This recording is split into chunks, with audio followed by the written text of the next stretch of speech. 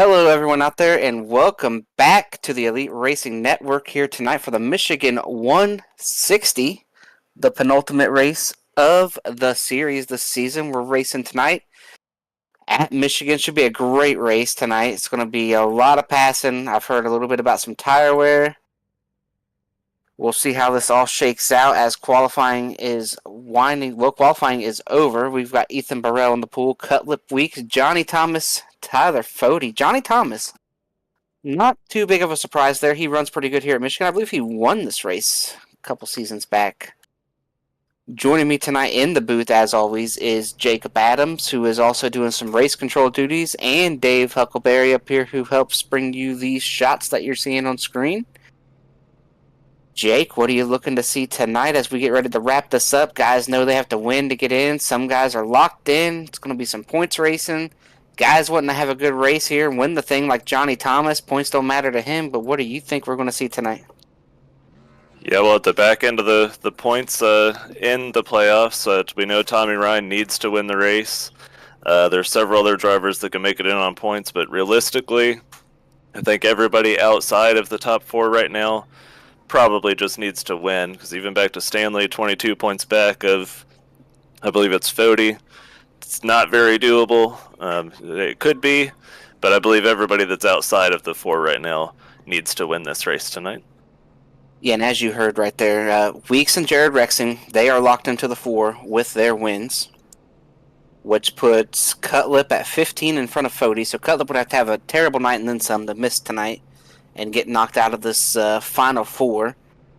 And then, like you mentioned, Tyler Fody's got quite the gap over Ethan Stanley, then Scott Crump, Ethan Burrell. So like you mentioned, Scott Crump, Ethan Burrell, Justin Wadsworth, Ethan Stanley, Tommy Ryan, they all pretty much are looking at this as a must-win for them tonight. So it should be an exciting race.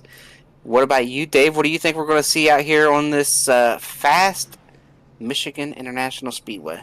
Probably a lot more green flag running we've had recently, and I think Michigan kind of lends itself to that. So probably toward the end when we get a caution, probably get the old caution breach caution thing to come to play, but should be exciting. I think it will. Like I mentioned there, Ethan Burrell starting on the pool, Jonathan Cutlip up there in second, Matthew Weeks, Johnny Thomas, Tyler Fody. Then we got Jared Rexing, Ethan Stanley, Gavin Hibbs, Tate Lytle, Scott Crump round out your top 10. Wadsworth back there in 13th. Back through this field, looking for a couple of these guys in the playoffs. I think that is the last one of the... Well, where's Tommy Ryan? Where did he start? Looking for him here. I believe he's here. Board. So Tommy Ryan, who... Not here. Is not here. Wow. All right, then. So all our playoff guys here that need to win start in the top 13, with the exception of Tommy Ryan, who is not here. Hopefully all is good. Jeff is here, so I'm sure there's nothing crazy. Maybe he's, there's some storms all across the United States right now. I know that they're looking at some tornadoes in the Midwest tonight. So hopefully all is good there on that front there with Tommy as we get ready to take this green real quick here. Jake, give us a pick to win, and who do you think is going to be joining these other two in the Final Four? Well, my pick to win, it's going to be a walk-off by Ethan Burrell. He's top 5 in all the Grand National races he's ran here, so we're gonna say him for the win, and then I believe Tyler Fody will stay in the 4. All right, Dave, what about you real quick? I think Ethan's going to win as well, but Stanley, not Burrell. Oh, there it is. And you think Fody will stick as the green comes out? I'm sorry, no. Cutlip will be Cutlip. Cutlip, yeah, Cutlip. All right, there we go with the race is green. Backwards. Tate Lytle real quick with the move to 3 wide here. Matthew Weeks sliding right up in front of John Cutlip. Tyler Fody looking for second here off of turn number 2. 3 wide in the mid-pack. Here comes Tate Lytle. Johnny Thomas with a big move here, looking inside 3. Decides better of it. So they head for turn 3. Tate Lytle has turned on the aggression here to start this race. He says, I'm not in these playoff battles, not in this points race. I just want to go win the thing. Cutlip with a big run off of 4. He's going to push Tate Lytle here down the front stretch. Ethan Burrell getting away just a little bit over Matthew Weeks. That battle for second. Right now, second, third, fourth, and fifth, you can throw tarp over him as they're Way high goes Jared Rexing, way low goes Cutlip, and way loose right there in the middle of 1 and 2 goes Tate Lytle. Yeah, we mentioned Tate Lytle just coming out here to try and win the thing. He's surrounded by those red windshields. If we remember back to last week at Kentucky, he was taken out just about immediately as we had that one caution on lap 1. So mentioned the aggressive level. He's definitely probably itching to just get back racing since he basically didn't get to race last week. And you see right now he's still looking down that inside of 3 wide even after that big wiggle off of turn 2. Jared Rexing is a guy, he's really working that top side right now, and he's a guy that's already locked in, won his race this round.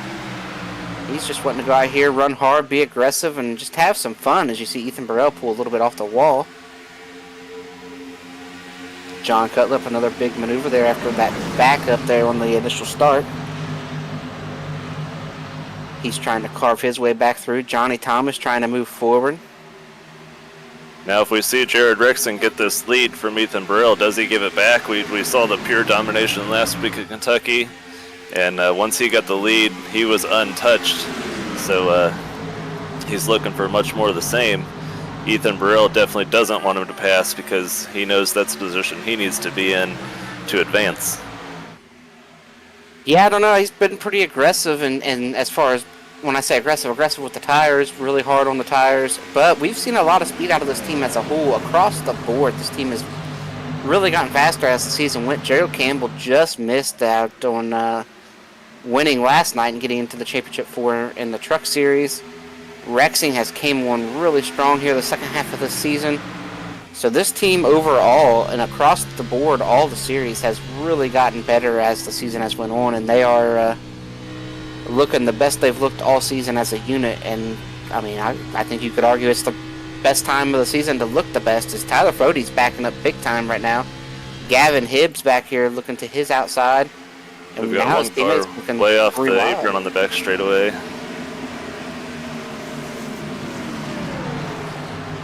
You mentioned that Rexing's running up the track, and he is running away from these guys right now.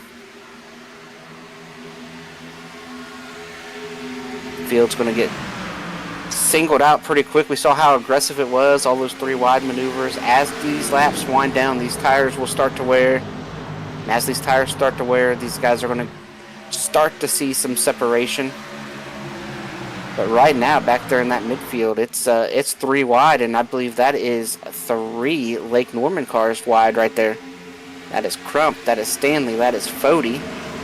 Yeah, that last step out of turn 2, Cale Pocock got real loose and slapped the wall pretty hard. I wouldn't doubt that he's got some pretty big damage. And like we've mentioned, Cutlip just needs a safe night. Fode just needs a safe night, barring a new winner. But meanwhile, Ethan Stanley, Scott Crump, those 2 guys, I mean, they need to win. So they're being pretty aggressive with their teammate. Oh, Scott Crump's in the wall a little bit off of turn 2. And Wadsworth is way down there on the apron, waving to all his fans.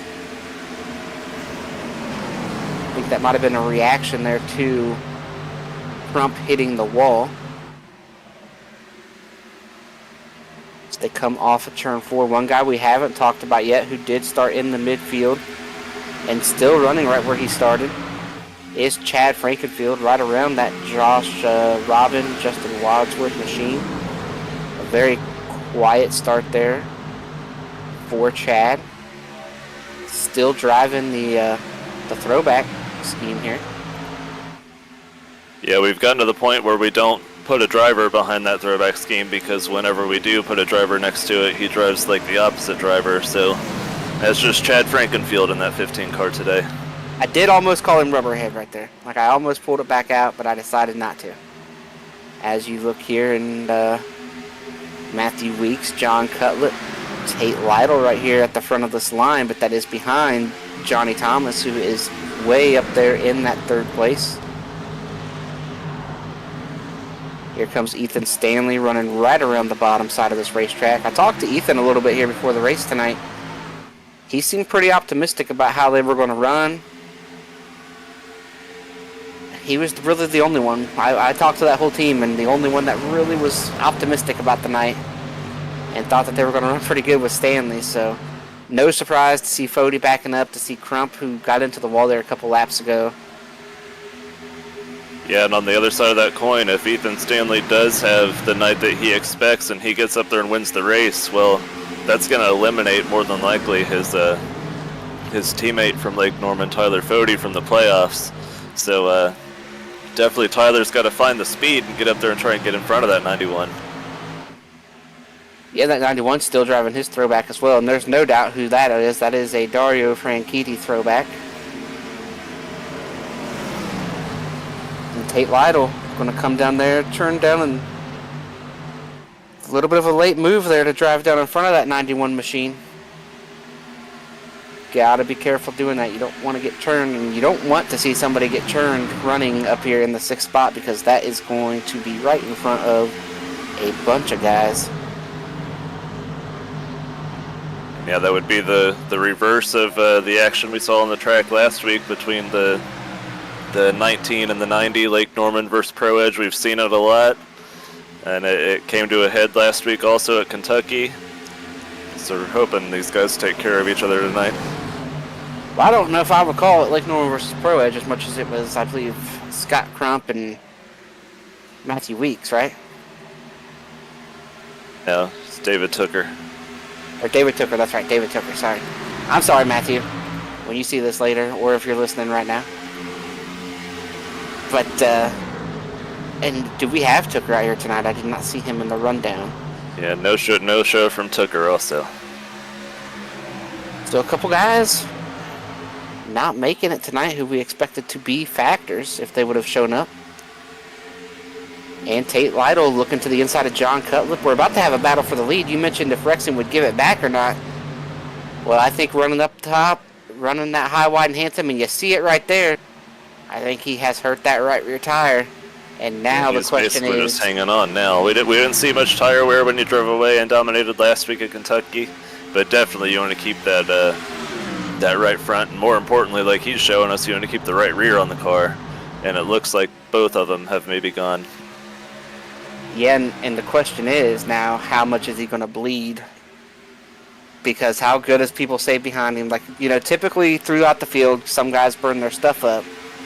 And so you just want to bleed less than the other guys if you're going to bleed. Will he be able to stay in the top 5? Will he be able to stay in the top 10? Or has he really just absolutely blasted that right rear? And the way it looks coming out, especially out of turn 4, we saw it when we first went and looked at him, saw it right there. He is really having to do some back steer there on that car. That thing is really loose coming up out of 4. And once you hurt this tire, speaking from experience, even if you try to go back to the bottom, it's almost worse. Like your best bet is keep doing what you're doing because you've gotten used to it, and that's the only way you're going to get any kind of drive off the corner. If you try to go back to the bottom after you've caked that right rear, it's going to be way worse trying to get up off the corner. So he's kind of just stuck now running the top. No option to really pull it back to the bottom because it's just going to be looser the lower he runs at this point. So he's along for the ride at this point till the caution or a green flag pit stop. And if it has to wait until a green flag stop, we're probably at least 20 laps away from that.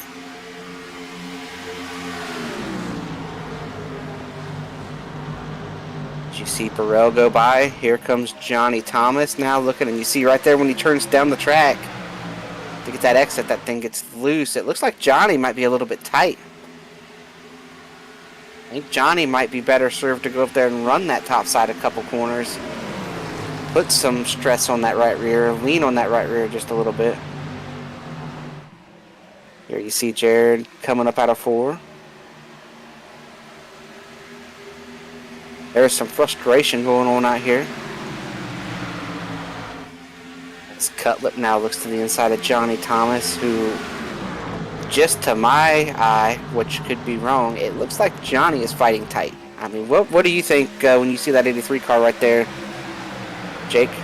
Yeah, I haven't seen the back end fly around like we saw with the 10. Didn't seem like he was able to get all the way to the bottom how he probably would have liked, at least as far to the bottom as they drive around here. So I would definitely say he's getting passed a lot on the left side, which tells me he is probably pretty tight. I like what he's doing right here. He's moved up the track to try to say, hey, I'm going to run this top side. That top side, if you're able to get the power down and really lean on that right rear, that will heat that right rear up and it will balance out the tire wear, because I think what has happened is he's worn out his right front more than his right rear. And now we got to try to equalize that. You got to try to make that right front and right rear match a little bit. And you can kind of do that with a tight car. With a tight, if you start getting tight and there's options, it's not some kind of one-lane track. You can do things in the car that will kind of hurt the right rear. But it's really hard to do something on the racetrack once you hurt the right rear. And if the right front gets behind, you're really not catching that back up, which is what I was kind of talking about there with the 10, how he's going to be loose the rest of the run. There's not a whole lot he can do out here that's going to kind of match those tires back up once you get as loose as he's gotten. So John Cutlip with a big slide out of turn 2 that last time. You see Ethan Stanley here hunting up through this field as well. And he is really trying to make this bottom work. Straddled that seam. That tells me he's driving pretty good. Maybe just a hair tight, because if you're going to straddle that seam's going to help churn the car. And if you're loose, that's going to make it looser. So the fact that he was able to straddle that seam tells me he's driving pretty good right now. And he's the only guy really hunting this bottom. And you see how much better his center is. Look at this car through the center. He's going to lose a little bit on the straightaway because these guys are going to draft. They're running a little bit more banking. They're going to get a bigger run off the corner. But that shot he gets in the middle of the... Like, this is just going to get better and better for Stanley as the run goes. And if you haven't been running down there, it is going to be so hard to defend. You're not going to be able to get down there and kind of know what you need to do with the car to get down there and run on that flatter part of the racetrack, because when they repaved Michigan, obviously, they put in some progressive banking. So the bottom is flatter than the top. So the fact that he's able to make that bottom side work as good as he is... Yeah, well, he's not making it work good enough because he's not passing anybody yet, but... eventually we'll have to wait and see if somebody does go down there and kind of try and take his line away as and this really is a battle. Oh, here. Rexing's into the wall a little bit.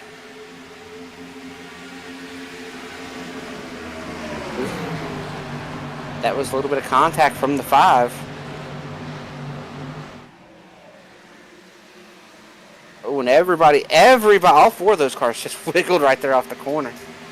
Here comes Gavin with a big run. The 10 giving a push to the 56 here.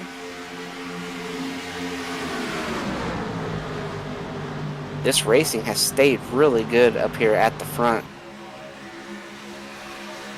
It's all going on about a second or so behind race leader Ethan Burrell. Well, now that Jonathan got clear of that battle, we'll have to see if he saved enough tires in the midst of that to go up there and catch his teammate Ethan up there leading the race.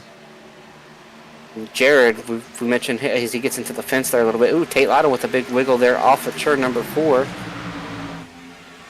We mentioned Jared Rexing there as he's starting to backslide and that thing starts to bleed. He's going to run really high down here in 1 and 2 and see what kind of run he'll get off of turn 2. I'll tell you what, that thing does not have a whole lot of rear grip. You can tell that by the fact he does not want to turn to the bottom at all. He is going to try to clean off a lane up here. He's going to try to find the Larson lane. I don't know if he'll be able to make any progress doing it, but I will say this. I love seeing guys who try different things, and I am one who likes to go and run high if there is an option. And I understand that it's going to hurt my tires, and Jared did it tonight. And he also understands he's locked into that championship fight next week. So what did he have to lose by being aggressive, figuring it out?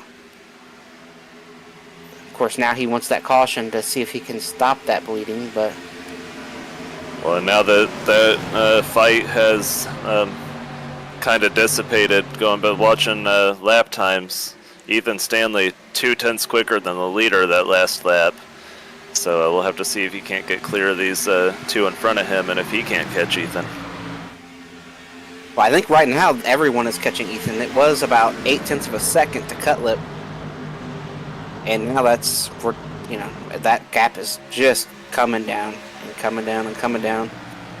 Of course, they are getting a toe down the straightaway, but one thing I noticed right there is they gained about 1/10 through the corner. So they're getting as well. We got pit stops coming here.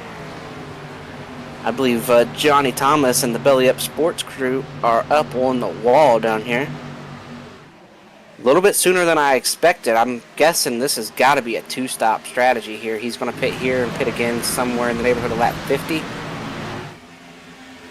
Yeah, I think he knows he ran up there in the top 5, and he bled his positions outside the top 10, and he knew he was probably just going to keep going backwards little by little if he didn't change something. So he's not running for points or anything like that, so might as well try something different.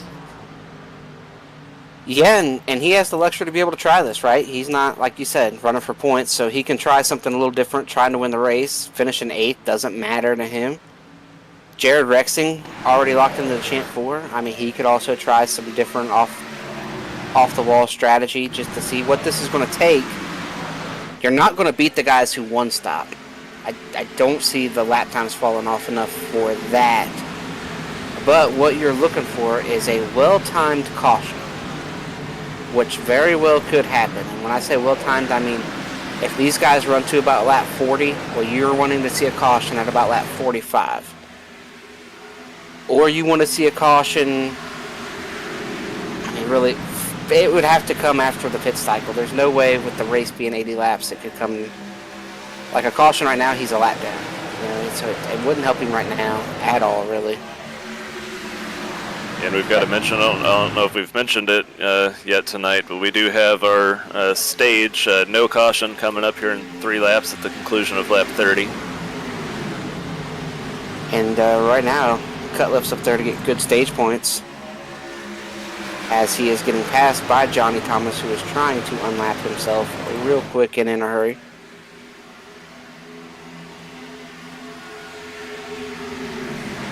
Ethan Burrell's going to go down here and run the very bottom side.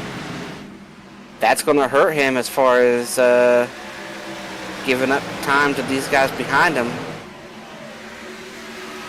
Didn't hurt him as bad as I thought it would, but that 5 car is getting bigger in the mirror. Stage points for this 5 car right here. This would all but assure him a spot on points without most any issue. I'm not sure what the gap is over. Let's see.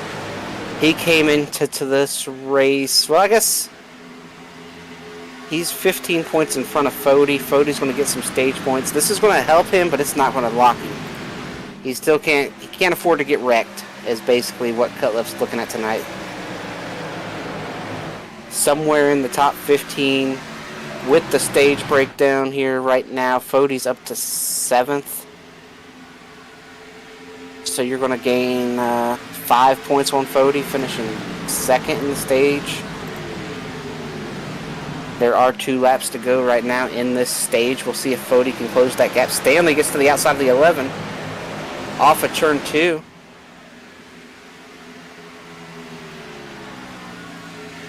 They head down for turn 3. I feel like Stanley's in that spot, in the better spot. Rexing has moved up to the wall. Weeks does get a good launch off the bottom to pull back up in front of Stanley. 1 lap left on the stage. Got Gavin back there looking for the 56. I think Cutlip, he's close enough. He's going to make a big run around the outside, and he's going to get him here in 3 and 4. This should be just about it for Ethan. Jonathan Cutlip should have the preferred line to come around here and win the stage. So we'll have to see what Ethan decides to do here. That looked to me like at the end of that front stretch, that 37 rolled out pretty early there to try to help that 5. I think there was some team play there, knowing that the 37 really doesn't need the points and the 5 does. And you see Cutlip win that stage, scores, what is that, 6 points more than Fody. So basically a top 20 will get Cutlip through no matter what Fody does tonight. We got the 5, the 37 of Burrell, Weeks, Stanley, Tate Lytle, Hibbs, Fody, Crump, Rexing, and Wadsworth coming away with stage points.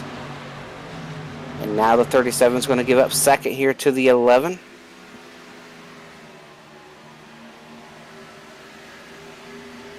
With Ethan Stanley now closing in on the back of Ethan Burrell.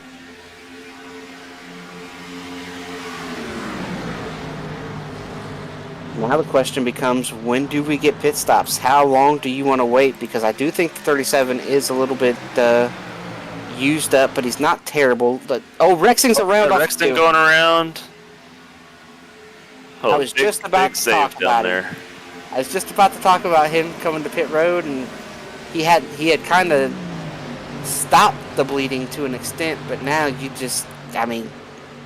the last 10 laps where he kind of figured something out to stop bleeding, it's all for naught because he just got a big old puncture wound there off of turn 2 as far as that's concerned in track position. He's still 11th, but that was about a second and a half or so that he just gave up. And the 20 in the 00 there, real close on corner entry to 1. Yeah, I'm kind of shocked right there that Rexing didn't have that happen and then kind of just pull it to pit road immediately. But we'll have to see how much longer he decides to keep going here. And we got another guy out here with the leaders who did just come off of pit road. That is Josh Robin in the 8 machine.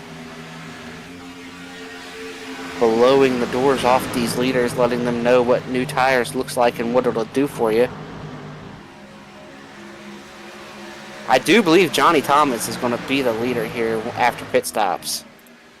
He pitted from about 7th. He is going to be the leader by a wide margin as he has just been putting down a blistering pace.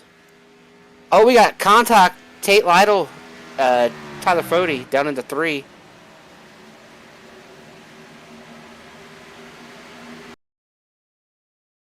Early had a big incident there. You see here, Fody's going to pull out to try to make the pass. And Tate just kind of is like, hey, if you're going to pass me, you're going to have to run all the way at the bottom. They work off of turn 2. No harm, no foul. Everybody stayed straight. Fody's sitting there thinking, all right, I just need a safe night unless we get a new winner. And if Cutlip wins, that would be mighty fine by Tyler Fody as well. Yeah, he's the only guy in the playoffs, but besides obviously Weeks and Rexing, who are already locked in, that can win the race and not affect Tyler Fody at all. So he's pretty safe right now watching the 5 lead. He was probably a little bit antsy watching the 37 lead, obviously knowing there's plenty of race left. But probably breathing a little sigh of relief right about now. Yeah, we'll see what happens. We'll see how long do you think these guys are going to wait to pit right here, Jake? I'm kind of surprised we haven't seen anybody come to pit road just yet. Yeah, it seems like they're all thinking if we can make it to halfway, we obviously then know we can just make it on a one-stop race. Right now it seems like it's showing us a caution-free feel. So, I think nobody's trying to get bit by that caution, and they'll just try and get halfway and then see what happens. But I would imagine in the next, 5 to 10 laps for sure. Yeah, my only pushback on that would be, unless you're running in the first 2 or 3, maybe 5 spots, why are you just going to do what the leaders are doing? Why is Gavin Hibbs still out here? Why is Chad Frankenfield still running around out here? Why is Jared Rexing still running? Jeff Green? Why are these guys? I would be getting to pit road and trying to take advantage of my fresh tires and trying to put myself in front of these guys and hoping to catch a caution on the other side of the pit stops. I really love what Johnny Thomas did here, trying something different. You're not going to win the race doing what they're doing. It might be the optimal strategy, and that's fine.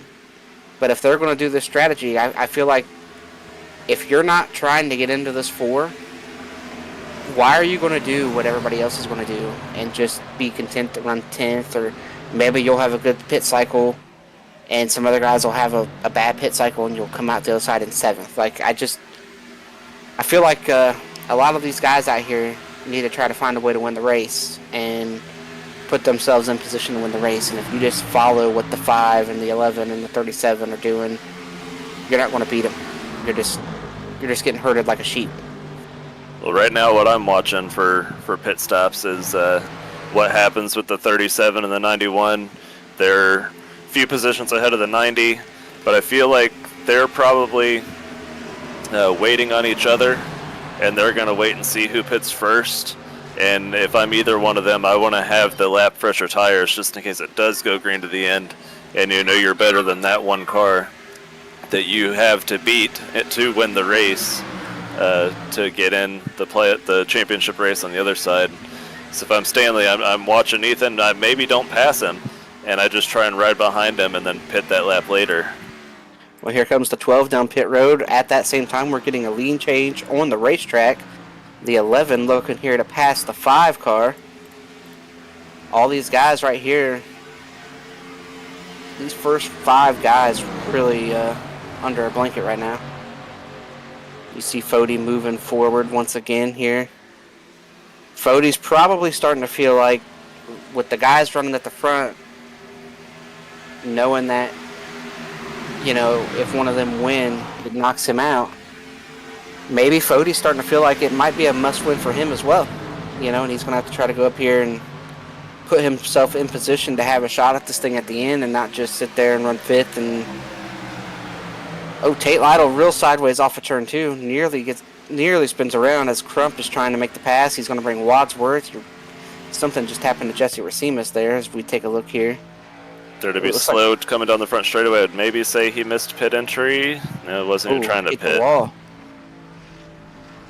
Hit the wall, did some landscaping. Here comes Justin Wadsworth down pit road.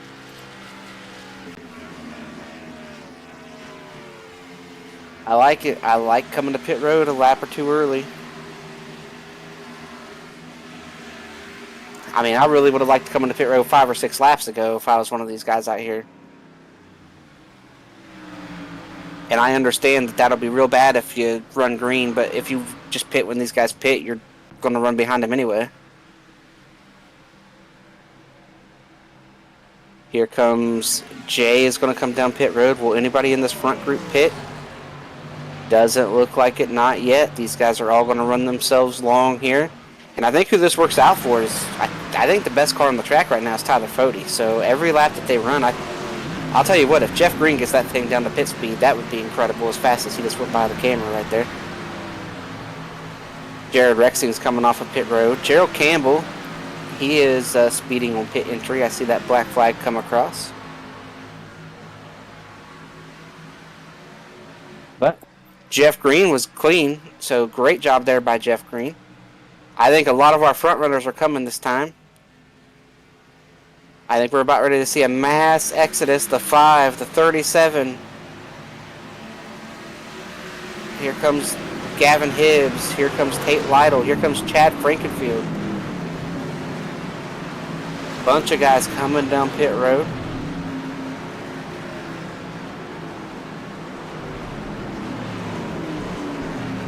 Now, how long do you run if you're out here? That 51 looked kind of fast. I think Tyler Fody is going to come this time. I think Crump's going to come. I look for Weeks to come right here. Let's watch Tyler Fody make up ground on Weeks right here. When you're the second guy coming, you can get in there a little bit harder than that leader. He does not, though. Tell you what, who did? The 90 and the 91 made up a ton of ground right there. Well, I went to clear the penalty on the 0 at Gerald Campbell to give him the drive-through, and it seems like he had had enough and left the server. So, no more Gerald Campbell. And one thing I see out here, the 1 lap earlier pit stop or 2 lap earlier pit stop out of that 6 has put him in front of all these guys. He's got the 10 right there with him as well. He's currently side by side with the 97. How are the last group of cars right here, Fody and these boys, the 11? And there they do. They come off side by side, and they're going to have a bunch of guys coming right here. How do we blend off of turn number 2 between the 95, the 6, the 97? Excuse me, not the 95, the 97, the 40. Here they come down the back stretch. Gavin Hibbs, Wadsworth get clear. Rexing's going to get by them all. That is a net gain for the 40 and the 11, though. They blended back in front of the 5 and the 56.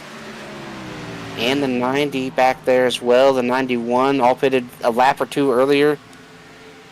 And now Fody's going to try to get out in front of this 11. This run here is going to be shorter than the one we just had. So you might not have to save the tires quite as hard. And like we mentioned on the other side of pit stops, it is a 8.5 second lead for Johnny Thomas over Josh Robin. Then you get Gavin Hibbs, Wadsworth, Rexing, Weeks, who just gave up that spot to Fody. The only pit penalty we had right there, like Jake mentioned, was Gerald Campbell, as these guys swallow up Josh Robin right here. Yeah, the only penalty we had was Gerald Campbell, but Ethan Burrell may as well have penalized himself. Overdrove his pit box, got down to the inside wall, had to back up and readjust, and he is now running around out here in the 19th position. So without a caution, this has pretty much ended Ethan Burrell's opportunity to advance and race for a championship next week. Those are the kind of mistakes that you cannot make if you are trying to make the championship 4. You cannot make that kind of mistake when you're out front, when you have put yourself in this top 3. You know, you've established yourself as the guy to beat this race. You cannot make that mistake. And it's going to be really hard for him to recover from that. He's going to need a caution and some more help. He's almost going to need a caution, and then potentially, I don't know, if it comes like, say now or within the next 5 laps, maybe try a 2-tire gamble, but nothing's really going to, dig him out of that hole here with just over 30 laps to go. Yeah, and there's, like I mentioned, you're going to need a caution. I don't know about taking any kind of 2-tire calls. I don't think, and I don't know, 2 tires, that would be quite the risk to do at this point in the race, would be 2 tires, so. But you got to try something. You put yourself back there, and we've got a 3-wide battle right now with the 5, the 91, the 10. I think Rexing might be doing the same thing, seeing if maybe he learned a little bit of something from last time, that he's going to be able to do a little better while still going almost as hard.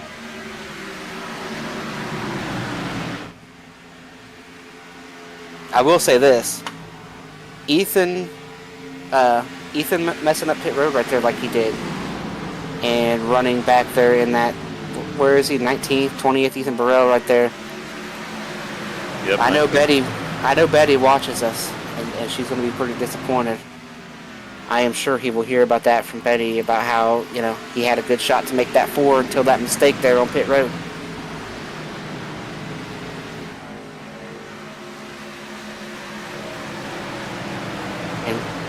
I'm not sure if it came through for everybody, but unfortunately, with these guys doing the job that they are doing out here, which is a great job, staying green, keeping this race moving along, we are entering this final 30 laps, and we are unfortunately going to take a commercial break here under green. So we're going to pay some bills. Stick with us. On the other side of the break, you will see the final 25 laps here live from Michigan.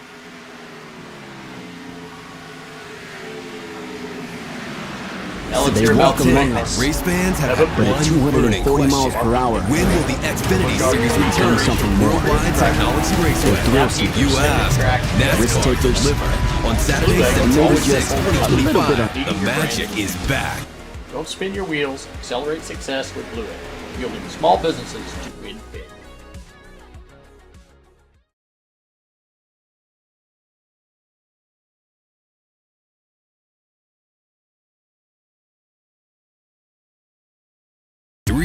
years of sellout crowds, 3 years of edge-of-your-seat action, 3 years of jaw-dropping finishes. Worldwide Technology Raceway has rocked the world of NASCAR, and now NASCAR is giving us another reason to celebrate. The 2025 NASCAR Cup Series Championship Playoffs are coming Sunday, September 7th, 2025.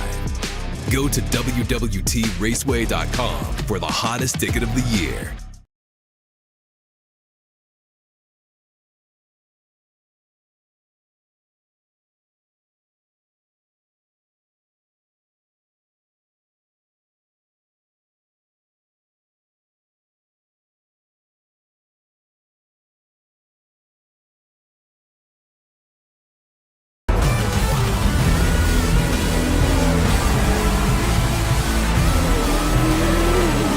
Buckle up.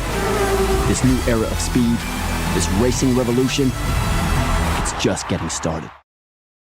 And welcome back to Michigan, where we did have a little bit of excitement there out of the 60 car while we were away. But as far as up front goes, it is Gavin Hibbs who ran down Johnny Thomas, made that pass. Tyler Fody made that pass. Ethan Stanley currently running in third, right with teammate Tyler Fody as they close in on Gavin Hibbs. And now back there as the rest of these guys work themselves around Johnny Thomas. You got the 90 making the big move under the 11. Slides up. The 11's going for the crossover with the 5. Before pit stops, it was all the Pro Edge guys. But we mentioned Ethan Burrell and his mistake on pit road. And the Lake Norman guys have kind of driven around these guys now, and it's a totally different looking front group than it was before the pit stop. I believe Johnny Thomas is about to make that return pit right here. This did not work out for him. He needed that caution to come out in that last 10 lap window. He did not get it. Oh no, we've got Scott Matthew Crump. Weeks putting Scott Crump in the wall. Oh no.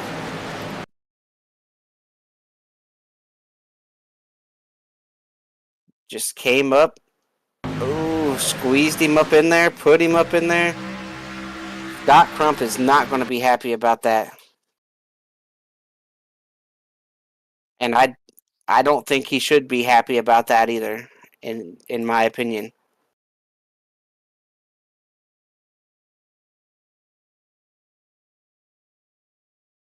Drama, playoff drama. And I mentioned that it wasn't a team on a driver or a team on a team that I mentioned. You corrected me there. I thought it was Weeks at the start, and you were like, no, it was Tooker. And I was like, oh, that's right, it was Tooker. Well, now it's Weeks. Weeks has now it's the 11. Weeks has made me right. Yeah, go about watching the replay here. Scott gets sideways and comes down at the 11 first, so we're going to see him. He's going to get a little loose and come off the wall and make contact with the 11, and then I think the 11 takes exception to it getting down into turn 3. And so I think more or less that's kind of just repaying the favor. You come down and hit me, and I'm going to come up and sideswipe you a little bit. Unfortunately, it was right there at corner entry where Scott got stuck on the wall. Yeah, I believe that there was a saying that came up from Denny Hamlin in, I don't know what, that 2007 kind of area. Brad Keselowski was a Xfinity driver, Nationwide Series at the time. They had some contact on the racetrack. Then Denny kind of had some contact with him and made it way worse than what he got. And his quote there on pit road was, "If you throw a brick, I'm going to throw a concrete block." So I think that's what happened there. Is the first contact might have been incidental, just kind of racing, and like you mentioned, the 11 took exception to it and returned the favor tenfold.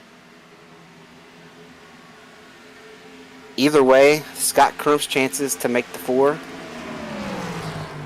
they ended right there into turn 3.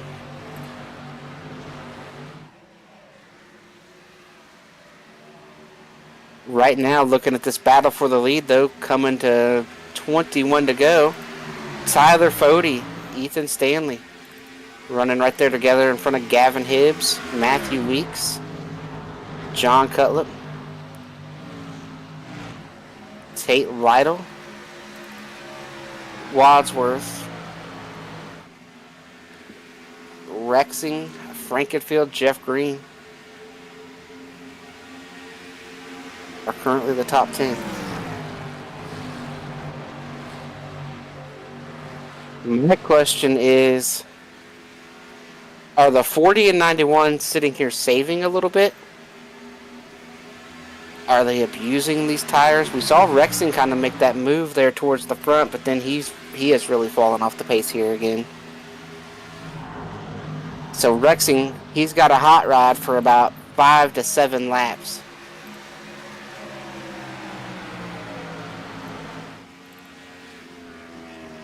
As right now, Johnny Thomas once again about to unlap himself.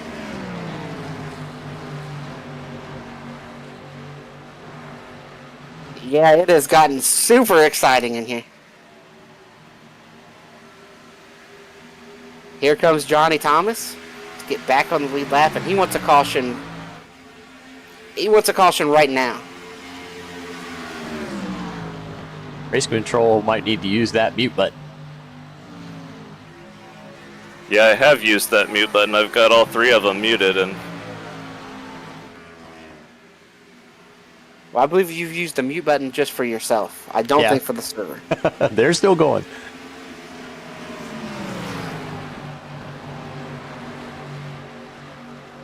As there's this lead battle once again. I have to feel like they're kind of in an agreement. But let's save something. I think they're saving a little bit. So they're sitting there saving, kind of working together. They know that one of them needs to win.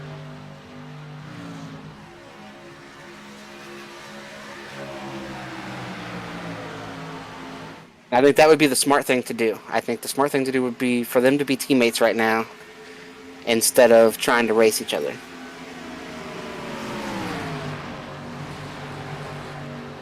I say that, and it looks like Stanley's going to work to the top side, maybe to give a look, maybe not.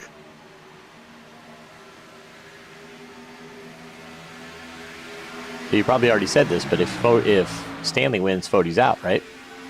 Yeah. If Stanley wins, Fody is out unless John Cutlip. I mean, anything can happen. There's a lot of racing left. There's still 31 guys on the lead lap. John Cutlip would have to finish somewhere in the neighborhood of 20th, 21st. I don't want to put a specific number on it because I don't know exactly where that is with the stage points, because Fody did also get a few stage points. But Cutlip would have to finish somewhere outside the top 20 for Fody to pass him in points and Stanley to win and it not knock Fody out. And as it runs right now, Cutlip is well inside of that top 20 threshold. He is running 5th, doing exactly what he needs to do. But if we do catch a late race yellow, that changes everything, and there could be a big wreck, and it could take out Cutlip. It could just take out Fody. It could take out both of them. Could just make this race turn completely on its head. Weeks is turning up the wick right now. So a disgruntled Scott Crump could take out Cutlip and help out 2 teammates. God, I've been working with you too long, haven't I? I'm starting to come up with conspiracy theories. That is a possibility of something that could happen. But I also think Scott Crump doesn't want to wreck Cutlip. I think if the opportunity presents itself, he will wreck that at 11, but not tonight. I think that'll be a big story going into the race in a couple weeks. He'd have to work pretty hard to get back to Cutlip, too. He wouldn't have to work near as hard if Cutlip were to somehow, or Weeks were to somehow get to him. I mean, you don't have to catch him. He could catch you as you're a lapper if you wanted it bad enough. You catch my drift? Yeah. 56 is right near Cutlip as a personal protector as well. But like I said, I don't think that the 90 would be looking for the 5. I think the 90, if he's looking for anybody, he would be looking for... The 90 would be looking for the 11. But like I said, I don't think he's looking for him tonight. I think he'll be looking for him in a couple weeks. The 11's already racing for a championship. And that's something maybe... I get racing hard, and I understand that. But maybe the 11 should have been thinking about that when that happened, because now you've upset a guy who is fast enough to run towards the front of the field and up there and race you. And you've kind of put a target on your back now, because the 90's going to look at that and say, he's the reason I didn't even have a shot at this. He took me out of even having a shot at the 4 when he was locked in. And now that's something that Weeks is going to have to deal with in one way or another in 2 weeks' time when we race for a championship. Even if... Yeah, well, you mentioned all that. Ethan Stanley's making his run to try and get into that race we talk about. And Weeks is coming behind him. And Weeks, by doing this, if Weeks can get there and win the race, that helps Fody out just as much as Fody winning the race would. But even if Scott Crump doesn't wreck the 11, I guarantee he will race that 11 super hard, super aggressive, super difficult in 2 weeks. And that's not a headache you want when you're trying to race for a championship. And Johnny Thomas is running right off the nose of these guys still. I thought he would have driven away, but that tells me Johnny's really trying to save tire. And Johnny will stay out. If we get a caution, I guarantee that 83 is going to stay on the racetrack.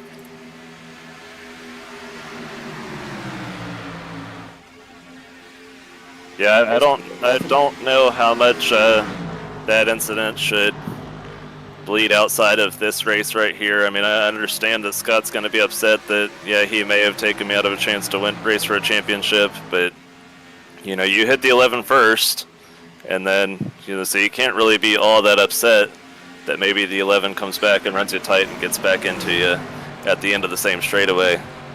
It's kind of just the deal where, you got what you got, and then you really can't, complain when you get it back. Well, I'll tell you this. I think the first contact was incidental, and if I put myself in that 90 car and that happened to me right there the way that just happened, I'd feel the exact same way Scott does about it right now. Like, it's one of those things where it's out there. There is video of it. Like, I have done some stuff to some people when I feel like they wronged me, and I feel like if I'm the 90, I probably do in 2 weeks' time make sure that 11 doesn't win the championship. And sitting here as a broadcaster for the series, I can't wait to get there and watch it all play out, because it is going to be exciting one way or the other. And the only other thing that I will mention as we come to about 9 to go here, just for the sake of conversation, not saying anything one way or the other, Josh Adams got suspended at Indianapolis for just about the same thing we saw Matthew Weeks do at the back of the back straightaway. So just going to put that out there. It will be interesting, but no tally was given here by Race Control, which is you. Yeah, well, I hadn't decided on a tally because I got told I couldn't last week because there was no severe damage, so kind of just have to leave it on the table there. But going back and watching lap times for the several laps after Scott was put in the wall, he was the fastest car on the racetrack, so can't really say one way or the other with 0 damage on the car that I can see that he has severe damage, so based off of what I was told last week, I cannot issue a tally for that unless I know for sure that there was definitely severe damage on his car. One thing I know is these two right here are teammates, but they both got to win at this point. Like I mentioned earlier that Fody was feeling like it was turning towards a must-win.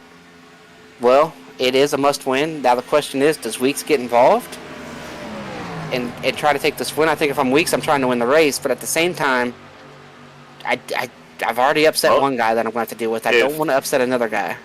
If you're Matthew Weeks, do you have a preference which one of these two gets in? Do you go down there and try and maybe help Stanley win the race, or do you feel you have a better chance against Stanley? Do you feel like you have a better chance against Fody? Do we know if he has? Do we think he might have a preference in who wins this race? either one of these guys are super fast. They're obviously both very great competition, and either one of them could easily go and win the championship. But if I'm Weeks and I'm going to get involved, the way I'm going to get involved is probably hit the 91 up into the 40 and see if I can wreck both of them by slight contact. That would be the best case scenario for the 11. But best case scenario for the 11 to go and make 3 of the Lake Norman cars mad going in the championship race? I don't think so. And Weeks is making that calculation in race chat right now. That might be he might be doing the Robert Hill here. Maybe he's watching us and he's listening to our commentary here. I do know this. I think you've already upset one of them. There's really nobody else up here that's going to be able to win and knock either one of them out outside of Stanley, unless Jared Rexing can get up there. And Rexing's going to need a caution. Rexing is just bleeding. Well, we've seen in the past what Tyler Fode's willing to do to win a championship. What's he willing to do to go and make the championship race, albeit against his teammate? And I'm wrong. Rexing's already locked in, and so is Weeks. And Cutlip is pretty much locked unless something happens here. But, I mean, if you get into these two and a caution comes out, the next guy that has a shot, Adam, is Wadsworth, who also drives the Lake Norman car. And you mentioned Scott Crump. He's still in 12th, so there's really no good scenario for Weeks. He's just going to try to win the race. That's what I would do. At this point, a caution comes out, Scott Crump probably stays out on the track and just sees what happens. I don't know, because I think if you're Scott, you keep that in your back pocket.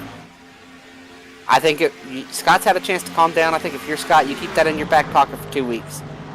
Because if you wreck the 11 tonight, it doesn't matter. It doesn't change the outcome. I'm saying you stay out on the track and at the off chance that you can get around to the white flag and still have the lead. And win it. Not likely. We know how the tires go away, but you're not going to do anything from 12th. You know the 83's staying out, but to get all that, we have to get a caution. Right now, we don't have a caution. Right now, what we've got is 3 guys going for the lead, 2 of which have to win. Fode is sitting here in a must-win. He has to pass Ethan Stanley. Can he get the job done here in the next 3 laps? Well, we saw Tyler Fode be the fastest car on the track at the end of that first long run. When he's got 3 laps to get up there and get it done against his teammate. But Ethan Stanley, he's showing just as fast here. I think Fode was a little bit more aggressive on the tires. Does Fode let the 11 go, knowing that the 11 saved his tires more than both of them, and knowing that the 11 winning is just as good for him as himself? That would be really hard to do, to let somebody go that's not a teammate. But it might be the only way that you make the Final Four is if you just pull down and let this 11 car go.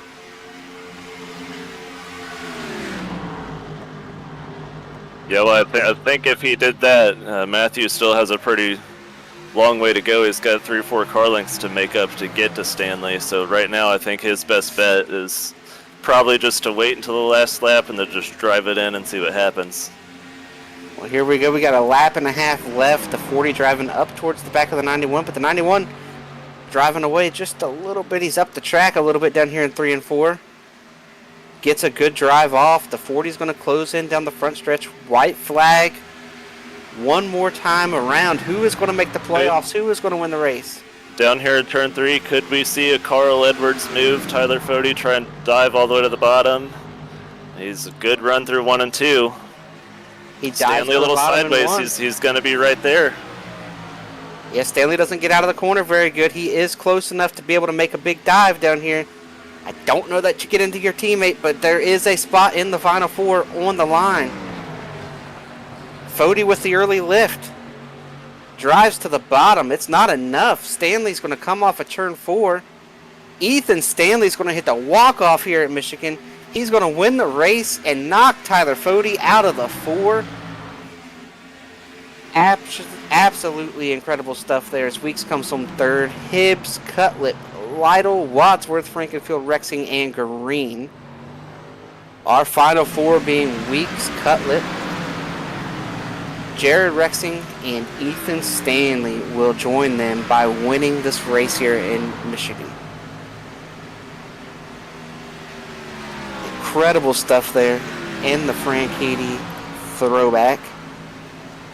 And now we head towards Iowa with a little bit of drama playing out amongst one of the Final Four, with Lake Norman's team owner getting knocked out by its driver right here in the walk-off. It's going to be great drama there in a couple weeks' time, as they do get a week to think about it, as we are off next week in all the Elite Series.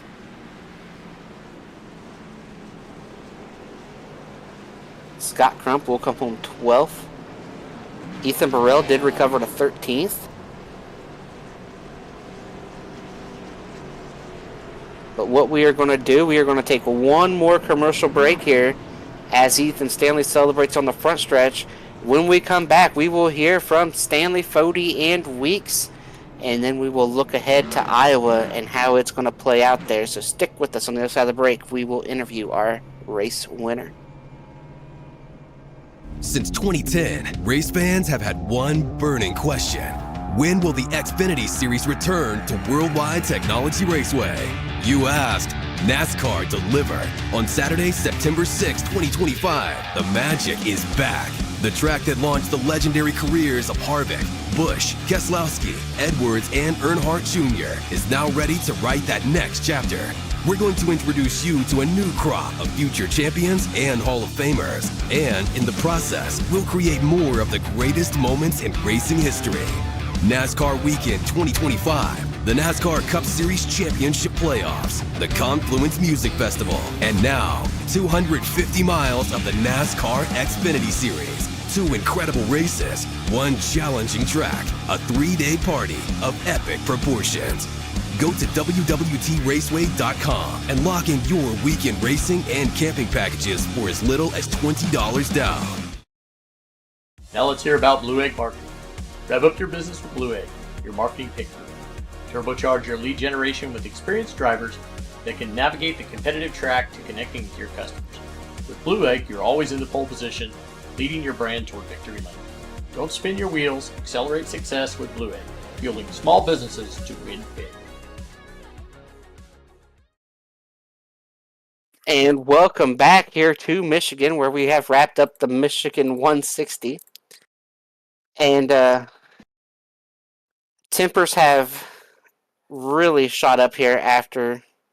So what we are going to do is we are going to... We can't really pull in Weeks while he's saying what he's saying. Yeah, we can't. we can't talk to Matthew Weeks right now.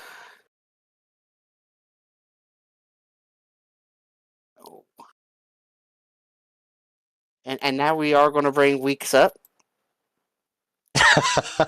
We are now joined by Matthew Weeks. We do feel like it's a safe time to bring him up. So Weeks, I'm good. I'm chill, man. So you can go ahead and ask questions, man. No, don't make me do any kind of editing later. So keep it clean. No, I'm good, man. I'm good.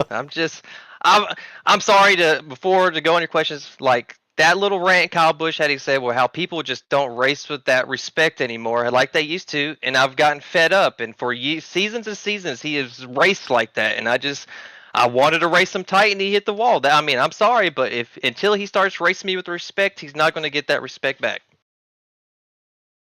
The only thing I'm gonna say is for all of that broke down there, and to not have any cautions in the race is pretty great. So if we can have that kind of emotion come out and not have a bunch of cautions, that's the way to do it. But go ahead, Chris.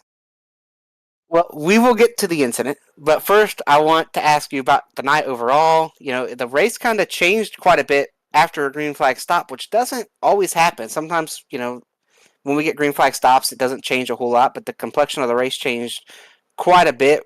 I feel like Pro Edge lost control of the race on the pit stop cycle. We documented what happened with Burrell, and you guys kind of got jumped there by Stanley and Fody. So talk to us about your race overall and what happened there in that pit cycle for you to lose control. I felt like I could have got the pole. Messed up there. Drove a little like a girl, I would say, right there. Took it too easy. But all in all, it was a good race.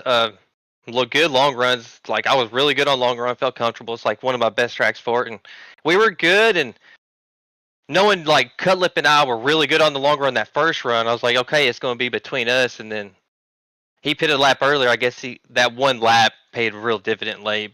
And then I pitted with Fody and Stanley, and I kind of smoked the tires on my way out and lost a little time. But after that, I was just trying to save and take care of my stuff because I was burning the rear a lot that first run. I wanted a little bit more towards the end of the race, and the track did change. Like it gripped up a little bit more, and it was driving a little different. So I was like, if you notice, sometimes I was running different lines trying to figure something out. I just couldn't do nothing. And I was just letting people go, and then we were good. And I kind of queued up on the radio to get Fody and Stanley races, saying, let Stanley win or take it. And I wanted them to race. I wanted them to race really, really hard for it, and I didn't want to bother them. I mean, I'm already locked, and I didn't want to spin something and mess those guys up and take their chances out. So I was just trying to let those guys battle for this final spot.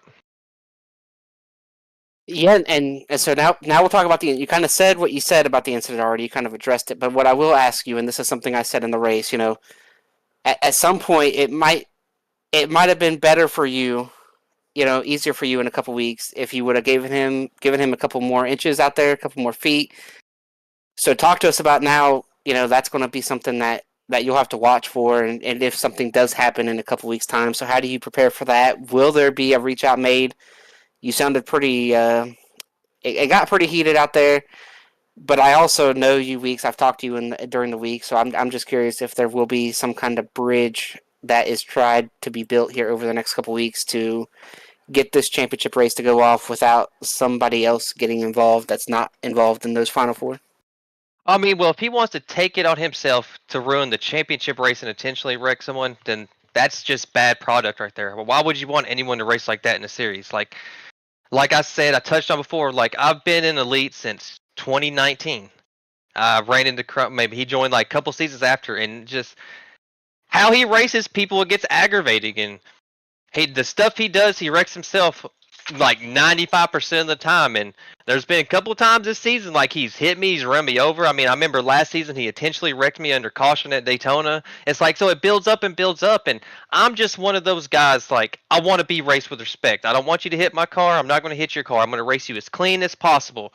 I mean, I don't want to bring up stats. If you look up all the incidents, I'm one of the cleanest guys in the league with like the lowest incidents per race. I pride myself on being a clean racer. I don't care about championships, wins. I want people to know, hey, I can race that guy as hard and clean and respectful and not have to worry about anything from him. And it's like Crump does not do that. He races you, he slide job, he blocks you, puts you in the wall, doors you, runs you over, and it's like it just builds up and builds up and builds up. And he hit me in the door out of 2, and I only have 1 monitor, so in my mind, I'm just going to run him really, really tight and make him enter high, and I just slide, and just dive it low and clear him. I didn't know how close he were to the wall. I'll be honest with that, but I was just trying to make him run really high in that corner. And then I heard him scrape the wall, so I turned the wheel left a little bit to get away from him, and he stayed in the wall and tried to sell it like I intentionally done it. Yeah, I raced him tight, and I want to race hard. But there's got to be a point like, hey, maybe I'm doing something wrong while these guys are racing me like this. Maybe he'll flip a switch. We never know. But he keeps on and keeps on. And like I told him, if he wants to bring that to the championship race and wreck me, I'll ruin his team's championship in both series too. I mean, we can play that game. We're here to race clean and respectful. We pay entry fees to come here to compete and have a good series. Like, there has to be some competition in it. And if you can't race with, like I know I say respect a lot, but if you can't race that way, then you're just going to be raced without respect like you race everyone else. I'm sorry. It's an aggravating night. I felt like, so it's all good though. So what I take from that is there will be no bridge over the next couple weeks. We will get to sit on that. And, from the broadcast standpoint, we can't wait to get there. Weeks, whatever happens. It's going to be great TV for us. Hopefully for the integrity of the league. It's nothing but... the same time, man, it got pretty hot out there tonight. We can't wait to get there. Yeah. We can't wait to get to Iowa in a couple weeks. I was just going to wait till the race and tell him I was sorry I ran you tight and he hit the wall. I was going to let him know I was just running him really tight. And then he wanted to start coming and cussing me and everything. It's like, whatever. I mean, it's cool. If that's how he wants to be, that's how he wants to be. I mean, it is what it is. We're here to race and compete. And if he wants to ruin that, then I guess that's what he wants to do. And now on to Iowa. What do you think your chances are? You now know the four. You got to see the battle there for, the two teammates right there. So now you know the four, the other three guys that you're going to have to race. What do you think your chances are? And what are you looking forward to at Iowa? And I believe it was announced today that there's the new Iowa scan coming out. I'm not sure if it'll be out in time for the championship race, but I do know that there's a new Iowa scan on the way. And if that does drop there in these next 2 weeks, that could really change the game. So talk to us about how you're going to prepare.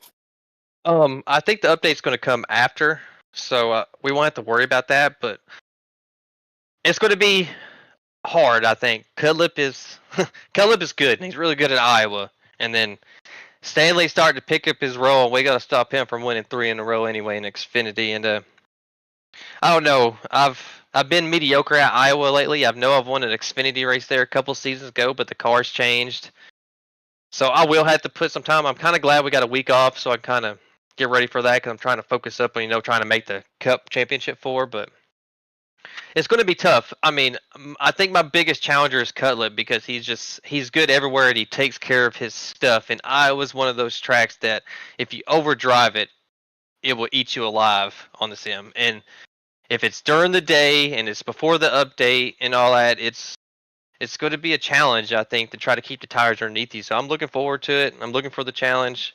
Hopefully we can bring it home. That's what we're trying to do. So you mentioned 3 of the 4 right there. Is Rexing just chopped liver? He's not going to be a factor? I haven't raced Rexing as much this season. I know I've seen him here and there late. I don't know how good he is at Iowa because he always took a couple seasons off from Elite. So I'm not sure what he's going to bring there. But I know like Nashville, he was quick. Tonight he was quick. Like there's been a couple weeks where he's really fast. So I mean he's going to be a threat. I mean so it's kind of hard to tell. I'm just more worried about Cutlip on the long run. That's the only thing because to me, I feel like he's one of the few that kind of contends on the longer runs with me, or better than me on the longer run, I should say. So that's my main worry right now. Well, all right, Matthew, before we let you jump out of here, start preparing, figuring out how you guys are going to be fast at Iowa. Who do you have to think out here tonight? Who helps get you to the track week in, week out? Okay. Shout out my buddy Justin Van Merrill on these paint schemes. Hit him up at JV Designs. Everyone knows John Cutlip. He paints schemes as well at JD Designs. You boys in the booth. Adams for Race Control tonight. I'm sorry you got to hear some earful of me, but he went on his rant, so I had to go on my rant back and tell him he gets raced like that. But anyway, Betty for watching the races over there. All the Pro Edge guys, we look fast early, and then, like you said, after the pit stops, it looks like some things kind of hit and kind of ruined some races. I haven't watched it back to see what happened. Everyone that watched Chad and I do say I'm sorry, Crump, that you hit the wall, but I was just racing you tight. It was not intended to be like that. I do apologize for that, but all in all, it was a good race. Shout out to Chad and all that. Let's go try to win a championship. All right, good luck, Weeks. We'll see you in 2 weeks' time at Iowa. Good luck there on Wednesdays to try to make that Cup 4. All right, man. Thank you.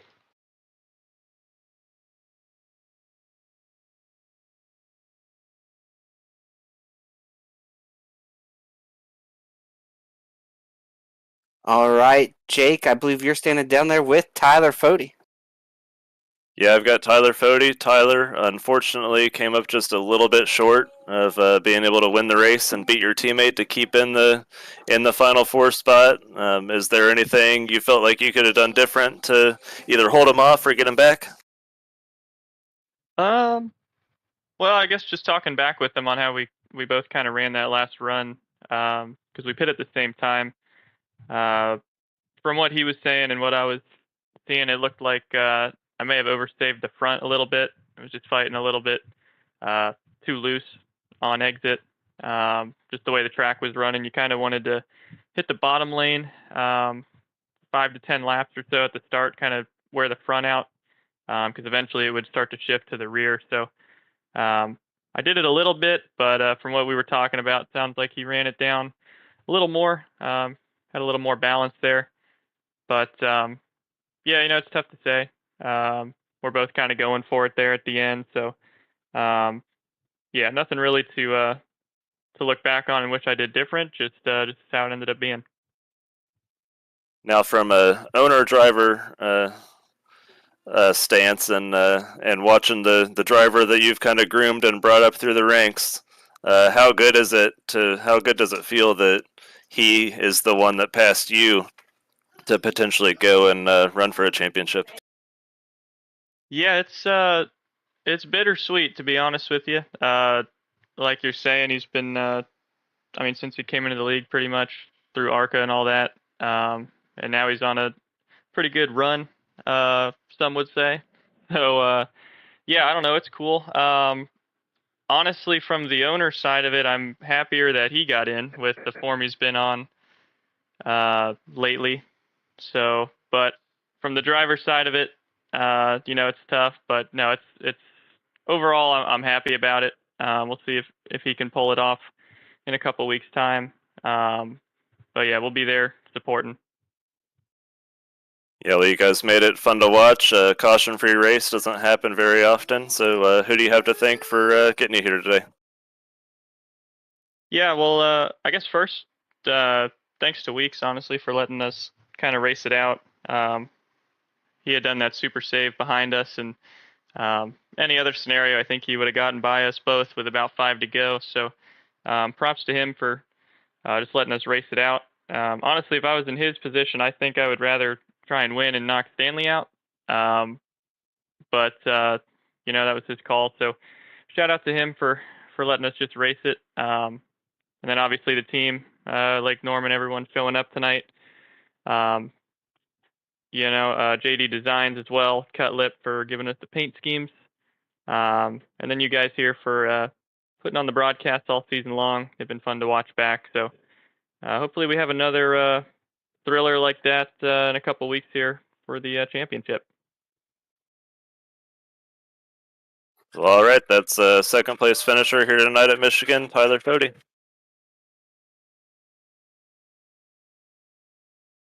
And I think we're gonna tag team this one. Oh, we're gonna tag team this one right here. We're both in victory lane here with the guy that hit the walk off. Ethan, how great did it feel to pass your car owner to win this race tonight and knock him out of the Final Four? Oh, that felt great. About middle way through that run, I felt like I definitely had the pace to pass him. And once I got the move done, I just need to hang on, make sure I didn't get passed back. But yeah, that was great. I love that. Love Michigan. Are we going to witness the beginning of the end here of Tyler Fody? His reign is over. He's going to be washed. I don't know about that. He's still got plenty of pace in him. Just I know Michigan's not his track, so he just lost out there. Yeah, Fody should be back in Final Four next season. I guarantee it. Well, on to this race tonight. How did you guys manage to play the strategy right? We saw before the pit stops, and I asked Weeks about this, so I'm going to ask you. Before the pit stops, it was a very pro-edge top 3, 4, and then immediately after the pit stops, it all shifted. You don't always see that on a green flag cycle. How did you guys manage to play the strategy right to jump those guys and give yourselves a chance to win the race? Well, the decision was just to go as long as possible, run it out of fuel. And tires definitely mattered. He needed the freshest tires towards the end. I was just running a little bit different of a line, running the bottom at the beginning of the run, get by all those guys. And track position definitely helps around here once you're up there.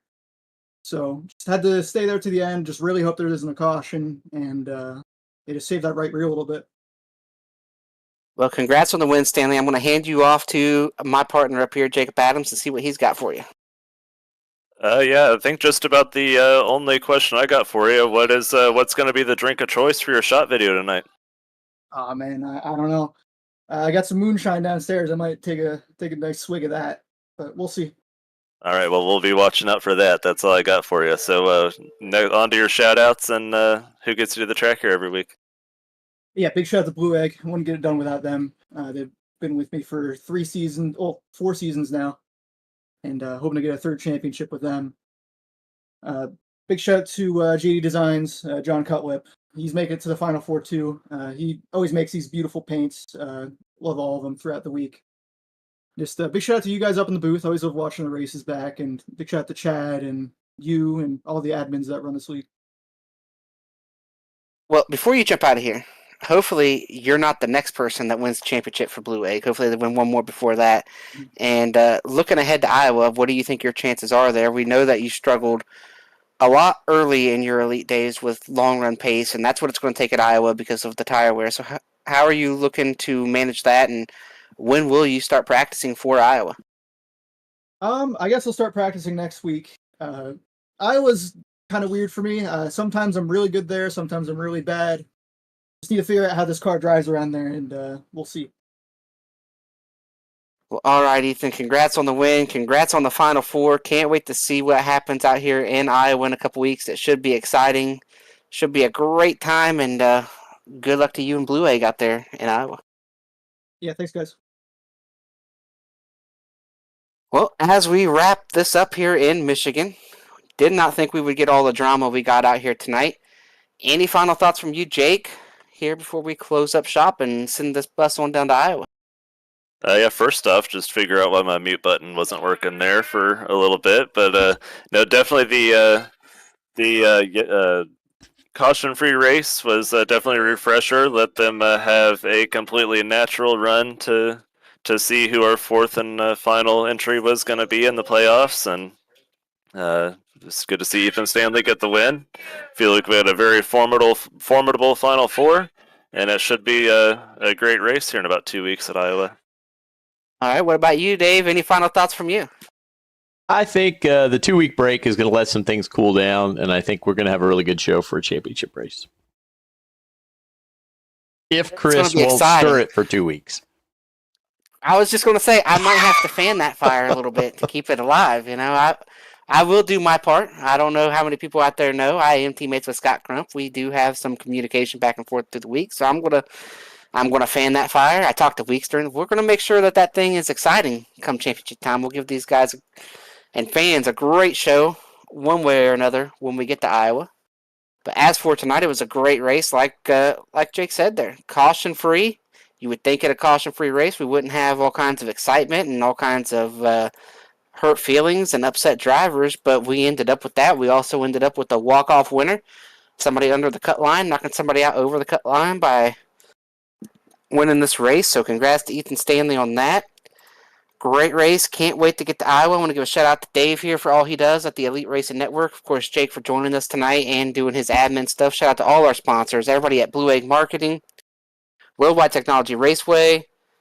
Mark, I didn't see, was Mark out here tonight? I don't think Mark was out here. He was not. He would have been saying something when all that drama was going on. I think Mark is in Indianapolis right now, taking lots of pictures over there at the Speedway. I am sure he's got pictures of all the goings on that surround Penske and whatnot right now, taking a picture of the same part of every car. If I know Mark, he is trying to get down in there and see what he can find out. He is a little bit like a detective. He'll be on the case. So shout out to Mark. Shout out to Chad for everything he does with Elite. It will be 2 weeks before you see us again, but there will be an ARCA race tomorrow night, I believe. There will be a Cup race. There you go, Mid-Ohio. Another road. I feel like you guys just ran a road. Or no, you guys ran the oval at Motegi, right, last week? Yes. So you guys do have Mid-Ohio this week. There will be a Cup race on Wednesday. There is nothing on Thursday. I believe IndyCar is off until after Memorial Day. So after Wednesday, nothing's going to be happening again here in Elite as we're off for Memorial Day all of next week. So that first week of June, maybe like the last day of May in there. I'm not sure with how the dates are going to wind down here with Memorial Day. It feels like kind of upon us like a week earlier. But thanks for tuning in. We should finish up on June 5th, I think, is will be our last race of this season. And we did hear today that the 2003 Cup Gen 4 car is going to be out there, so we'll have our Gen 4 series starting in June as well. Well, there you go. You got Gen 4 getting ready to start. I think there's going to be lots of drivers who you haven't seen maybe going to come back. Some going to be in different places. You going to be running that series, Dave? You going to check out so. Those, I think I am going to try to run it. Somebody's got to hold down the back of the field. Well, believe me, I think there's going to be a lot of wrecks, a lot of people busting their tail. A lot of people gotten pretty used to this low horsepower and high drag kind of car. It's going to be a lot of fun to see something with not a whole lot of downforce, but a whole lot of speed. So it's going to be a fun time. Make sure you tune in, check it all out.